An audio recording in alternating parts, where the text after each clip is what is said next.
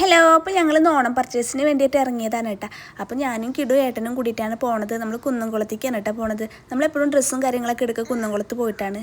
അങ്ങനെ നമ്മൾ പോകുമ്പോഴാണ് കേട്ടോ കുറേ താറാവ് കൂട്ടങ്ങളെ കണ്ട് നല്ല രസമുണ്ടായിരുന്നു കേട്ടോ കാണാൻ. അപ്പം ഞാൻ വെറുതെ അങ്ങനെ വീഡിയോ എടുത്ത് വെച്ചതാണ്. അങ്ങനെ നേരെ നമ്മൾ പോയത് ദേവസ്വം ജ്വല്ലറിക്കാണ് കേട്ടോ. നമുക്കൊരു ഐറ്റം നോക്കാണ്ടായിരുന്നു, അതിന് വേണ്ടി പോയതാണ് കേട്ടോ. നമ്മൾ 2-3 ഷോപ്പിൽ കയറി നോക്കുമ്പോൾ നമുക്കത് കിട്ടിയില്ല കേട്ടോ. ഇവിടെ വന്ന് നോക്കുമ്പോഴും അതില്ല കേട്ടോ, സ്റ്റോക്ക് ഉണ്ടായിരുന്നില്ല. അങ്ങനെ ഞങ്ങൾ നേരെ പോയത് പിന്നെ കൽപ്പകയ്ക്കാണ് കേട്ടോ. കുന്നംകുളം കൽപ്പകയെന്ന് കേട്ടോ നമ്മൾ ഡ്രസ്സൊക്കെ എടുത്തത്.